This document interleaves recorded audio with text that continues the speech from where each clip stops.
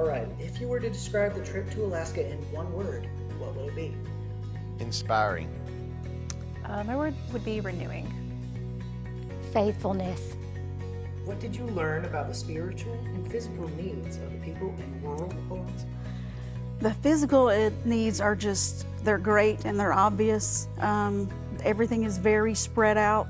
The Walmart is 3 hours away in Anchorage. It's very obvious that they have a lot of physical needs that are very difficult to meet. The spiritual needs, unfortunately, there were some well-intended Christians years ago that made some mistakes. So there's a lot of trust issues with Christians in general, but Brian and Heather are doing a great job to overcome that, and they are really connecting with the locals in Alaska, and they're really rebuilding those bridges that were broken, and we saw the fruits of that already, even though they've just been there a year. They're doing a great job.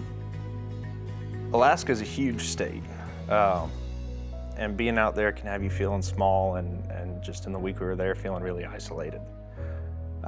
And the folks living out there, they have the same needs as us. They need fellowship, they need communion, they need support. It's hard to get out there.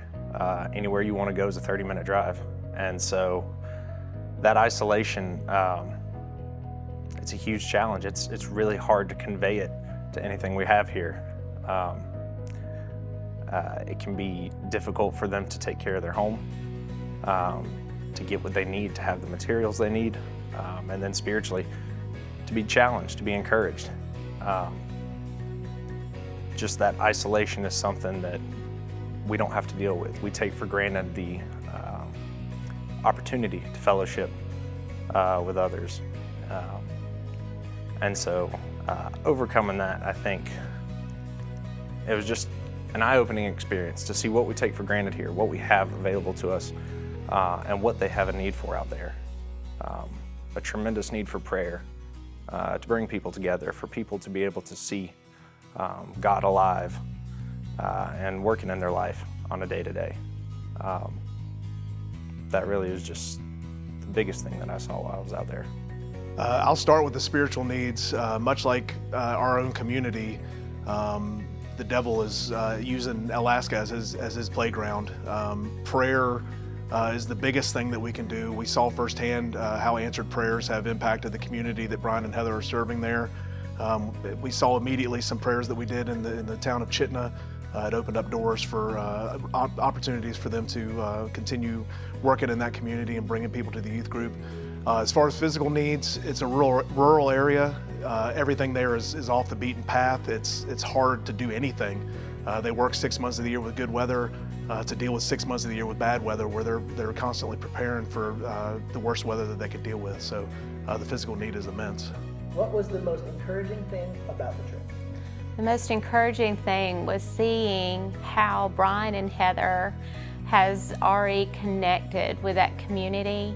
They are really reaching a lot of the youth in their lives. To see when we pulled up, there were some teenagers, and there's this teenage girl, and she was one of the natives, and when she saw Heather, her face just lit up. And so that showed me right there that they are already connecting and making relationships within this community. And that really encouraged me to see what all was going on.